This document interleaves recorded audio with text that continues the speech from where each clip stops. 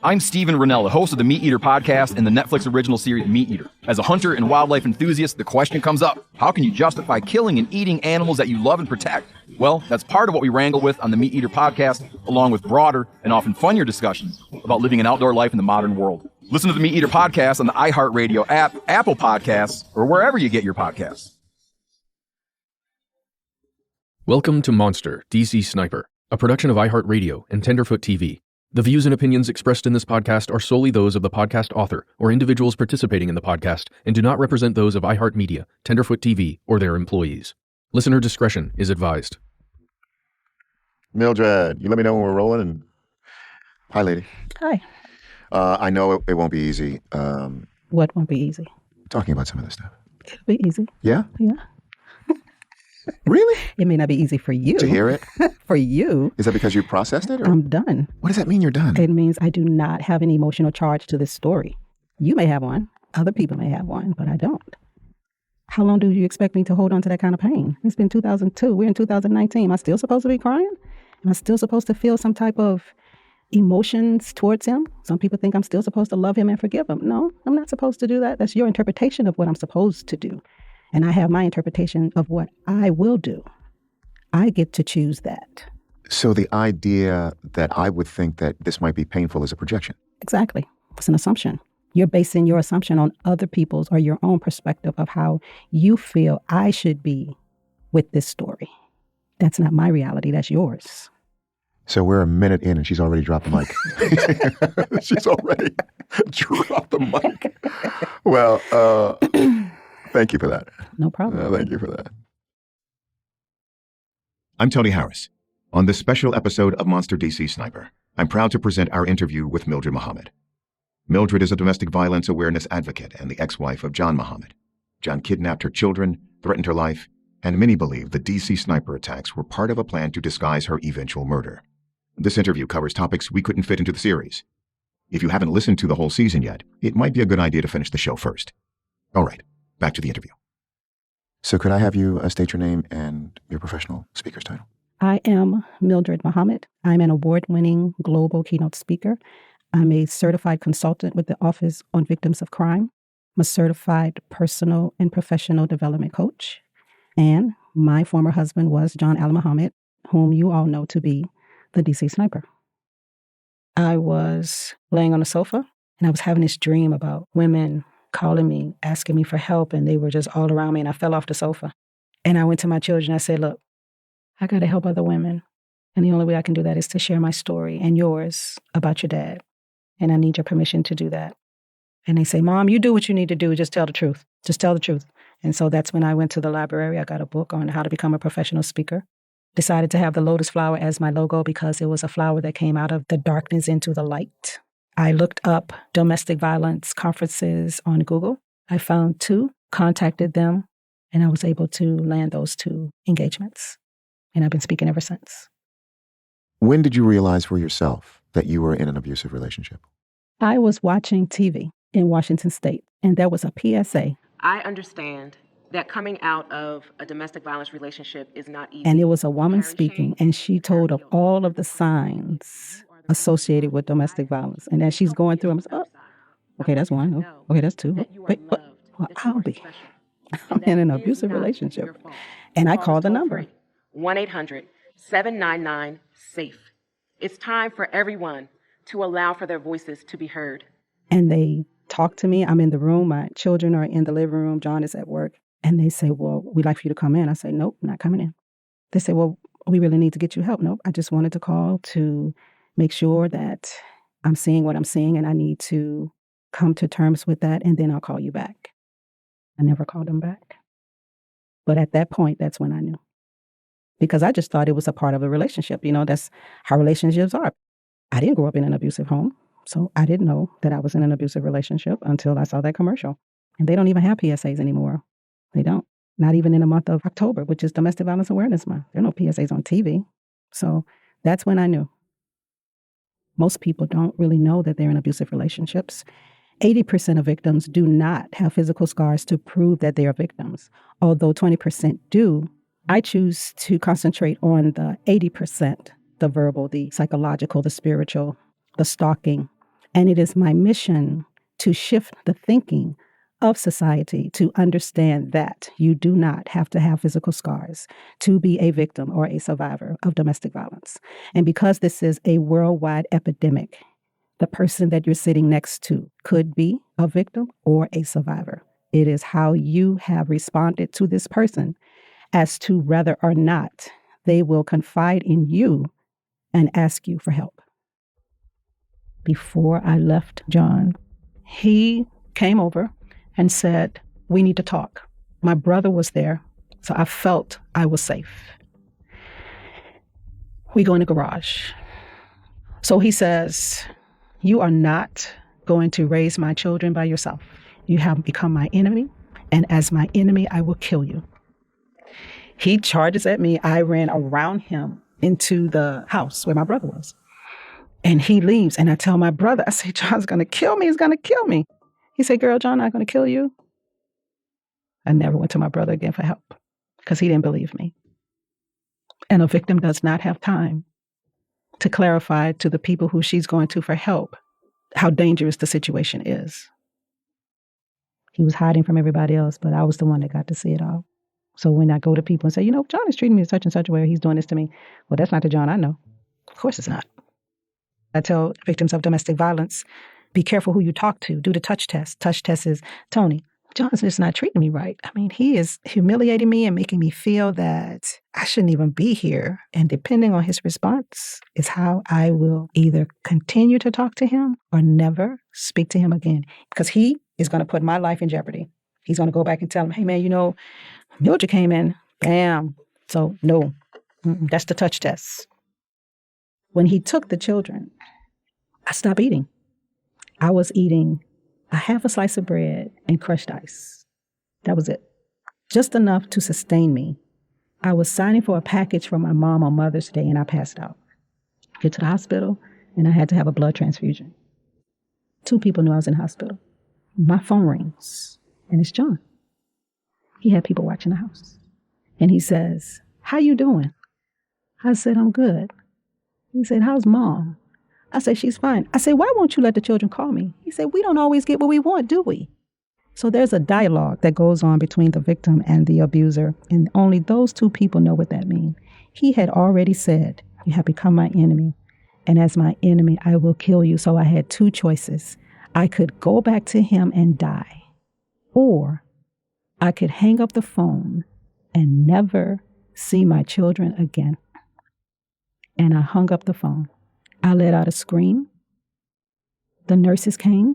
My mother called the hospital shortly thereafter and told them that John just called her and said he was on his way to the hospital to kill her daughter.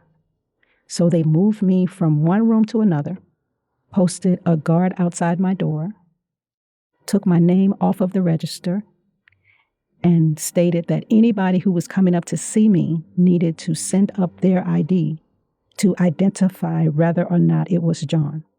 A social worker came and said, you can't go back home.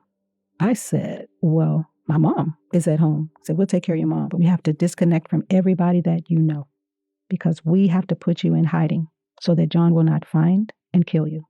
So they waited till it got dark, took me out of the back door of the hospital. They told me I needed to slouch down in the car so no one could see that I was in the car. But I watched the rooftops and I was watching the open windows because I knew it was going to be a headshot. Just as sure as I'm sitting here talking to you, I knew it was going to be a headshot.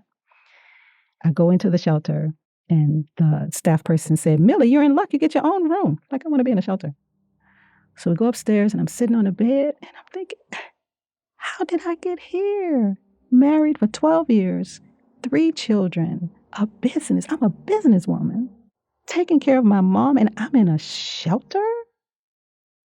When a victim is still emotionally attached to her abuser, she or he, they are more concerned with what the abuser thinks instead of what they need to do to get away.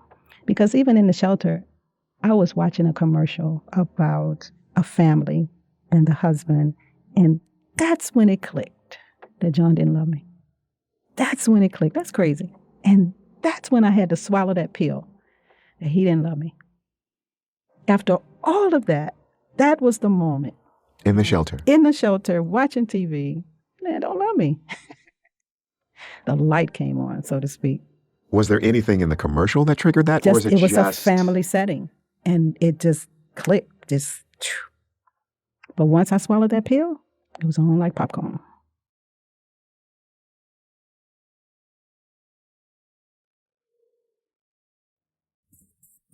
I'm Steven Rennell, the host of the Meat Eater podcast and the Netflix original series Meat Eater. As a hunter and wildlife enthusiast, the question comes up, how can you justify killing and eating animals that you love and protect? Well, that's part of what we wrangle with on the Meat Eater podcast, along with broader and often funnier discussions about living an outdoor life in the modern world. Listen to the Meat Eater podcast on the iHeartRadio app, Apple Podcasts, or wherever you get your podcasts.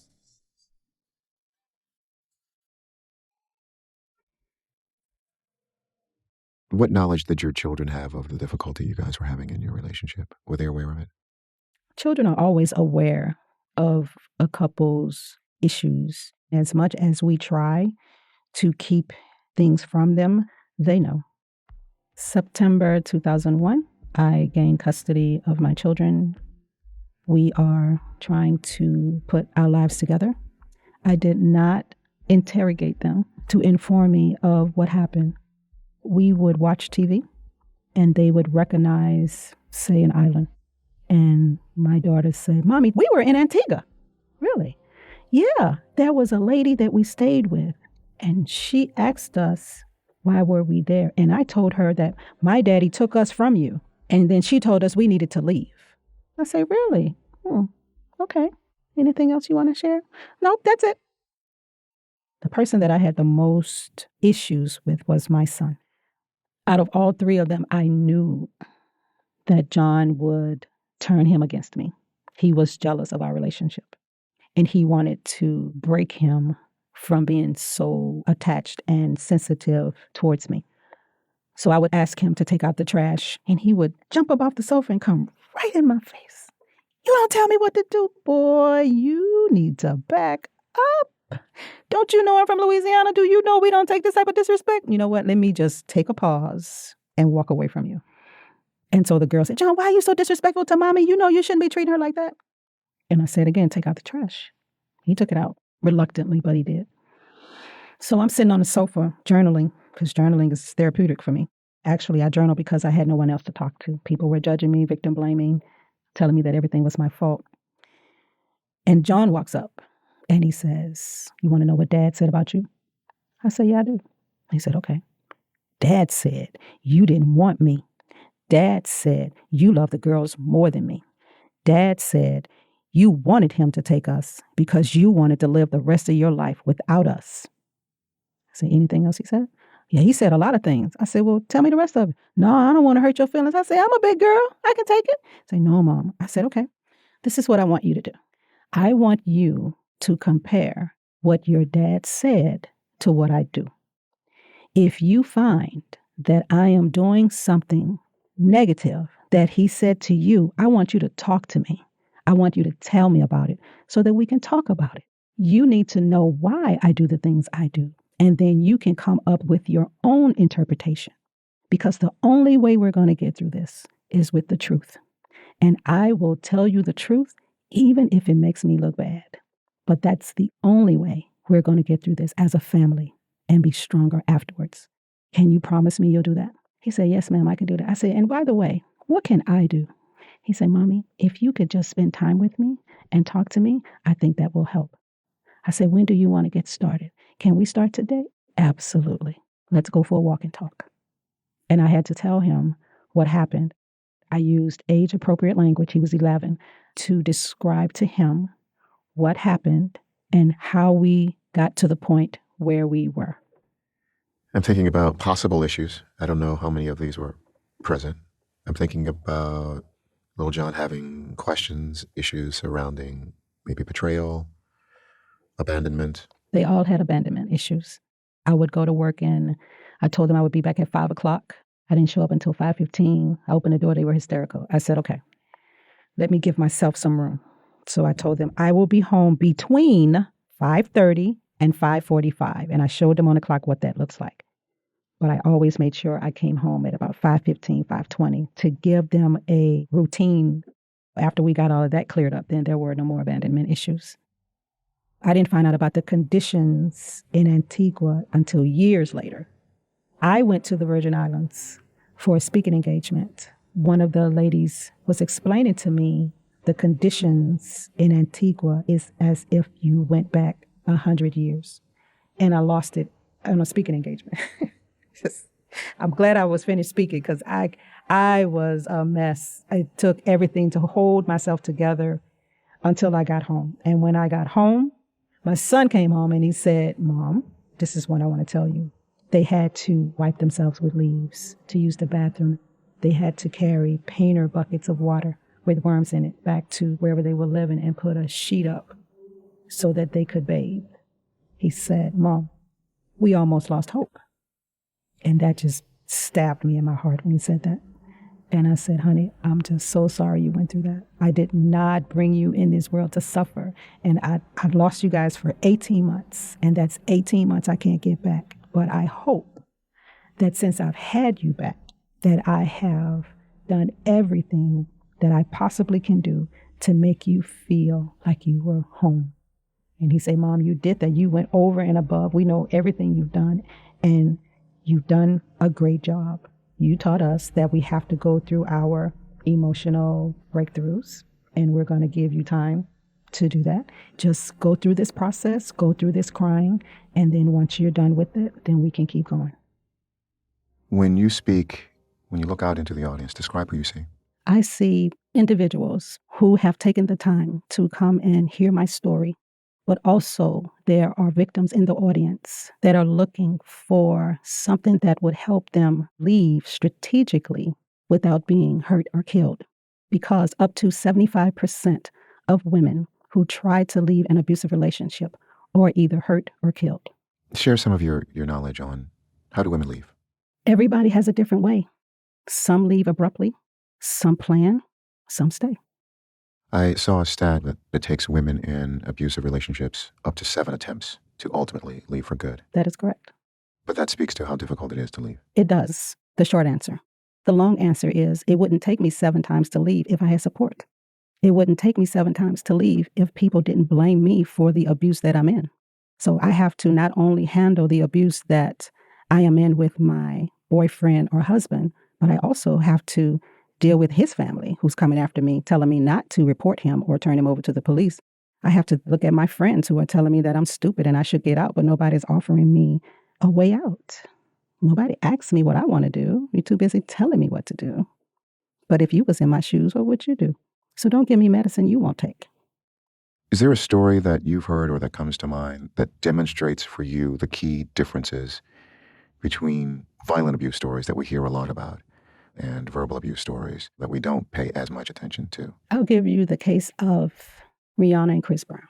When it first came to light of the abuse, we only had her word. She told how he was hurting her. What do?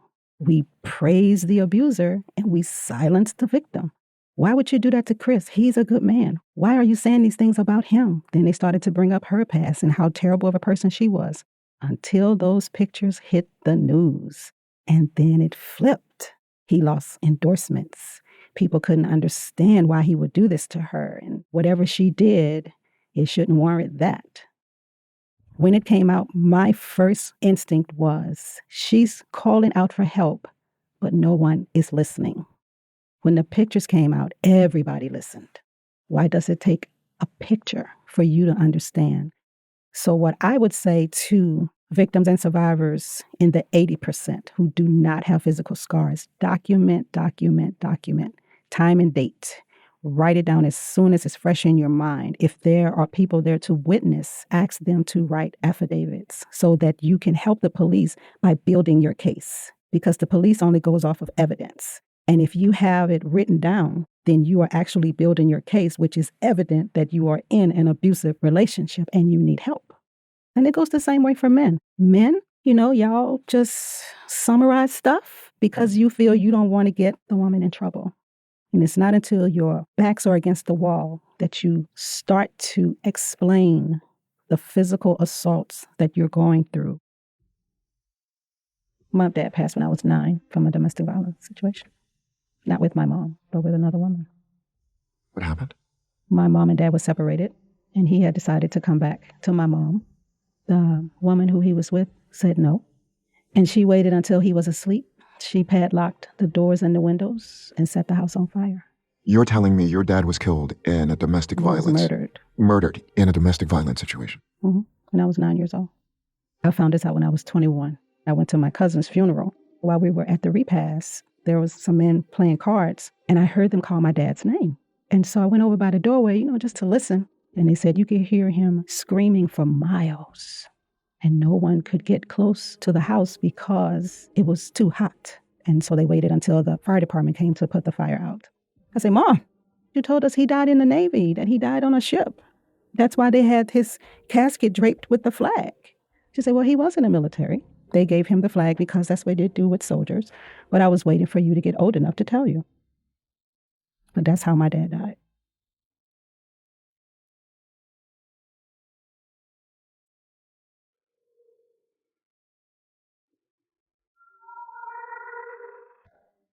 How do you know what are the warning signs that you're in an abusive relationship and that it's not some quote unquote tough love? Love is not tough.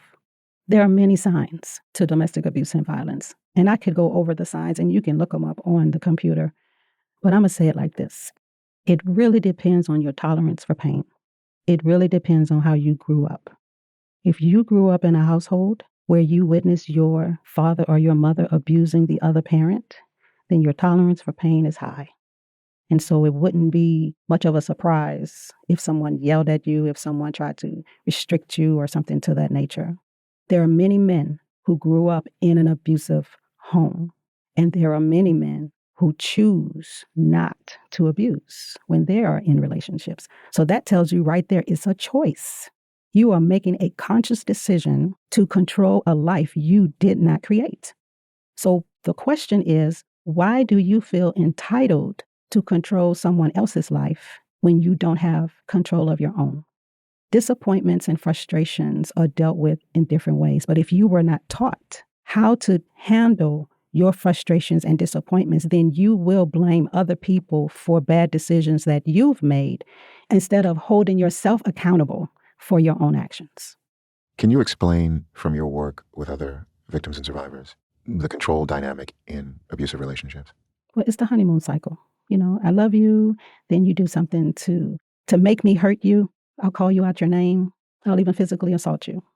Then I look at you and go, oh my God, I'm so sorry. I'll never do this again. I go buy flowers or I go get your favorite perfume or whatever until you do something again. And then I beat you again. I never hold myself responsible for beating you. It's always your fault. It's always your fault. If you wouldn't have done that, then I wouldn't have had to do, see what you made me do? No, that's a choice you made. Why is control required by these abusers? It must speak to lack within themselves. Absolutely, it's lack within themselves. They're insecure about their own life. Again, it goes back to the childhood and how you were raised in your home. If you didn't have anybody to talk to understand your emotions and how you process those emotions, and you're watching TV instead of having a sit-down talk with an actual person in order to understand, why am I feeling this way? It's got to be a reason. Absolutely, it's a reason. So we have to understand the emotions that are coming up are lessons that we need to learn for ourselves and understanding how to handle them. You may not know yourself how to do that, but go to a friend that you trust to help you to process those emotions. When you finish your talks, describe for me what you think and what you hope people get from your discussion of these issues. I never cry on stage. I never cry at a presentation. If there's a victim in the audience that's coming to see me, for me to cry on stage tells them that they will never get out. They look at me hoping I will say something that will help them not only to get out, but they can be strong, they can be strategic, they can put the tools in place and become healed like me. Crying tells them I'm not healed. Crying doesn't give them hope. Some people say, well, it's okay to cry to show people how you feel. Not at that moment. Not at that moment. When you're done, go cry in your room. But don't cry in front of an audience that's looking to you for hope, for empowerment, and for the ability to know that once I get out of this, I'm going to be just like that. and I'm going to share my story, and I'm going to be strong and help other people. Is there a question that you get more often than any other? After I share my story, mostly what I get is, I'm so glad you're still alive.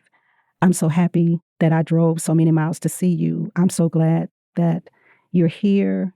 I remember one when I was speaking in 3 different locations in Virginia. And it was this one woman that was at all 3 locations.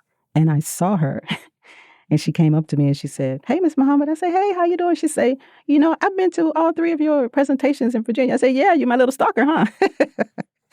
She said, "Miss Muhammad, you're right. But I just had to hear you say this one statement because I never heard that before." I say, "Well, what was that?" She said, "I never heard anybody say that you don't have to have physical scars. Miss Muhammad, I have been in an abusive relationship for 17 years and he never hit me. I'm the breadwinner. He stays at home and he terrorizes me and my children. The first time you said that, I went home and I looked for it everywhere and I couldn't find it on the internet where anybody else said that. So I had to make sure that I heard what you said. So I went to your second session and you said it again. But this time I applied what you said when you told us you may not realize you're in an abusive relationship. So go home, get a sheet of paper, draw a line down the middle, pros and cons, right? So you write down the pros, you write down the cons, but when you write them down, you don't make excuses. Like, he hit me because A, B, C, and D. No, he hit me. And you're only evaluating the relationship and not the individual, because we change every day, right?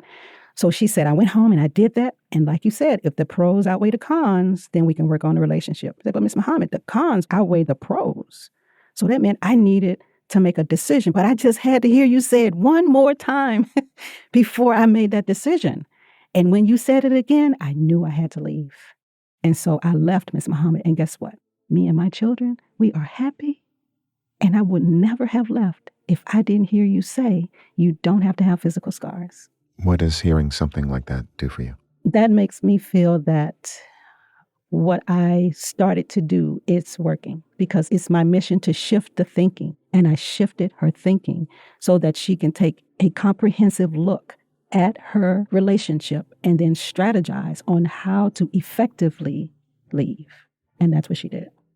I want you to dig in a little bit more on that sheet of paper concept and what you're writing. So can you talk about that bit of guidance again, what you tell people to go home and do? Again, you may not know that you are in an abusive relationship. So get a sheet of paper, draw a line down the middle, pros on one side, cons on the other. Pros and cons of the relationship. Of the relationship only, not of the person, okay? Because we all have flaws. We all come with bags. We just choose the person who's willing to deal with the stuff that's in my bag, right? So you got the pros and the cons on the paper. The next thing you need to do is separate your emotions from the actual facts. Just like Judge Judy, she says, what? All I want are the facts. I don't want no emotions. You want to be emotional? Go talk to Dr. Phil.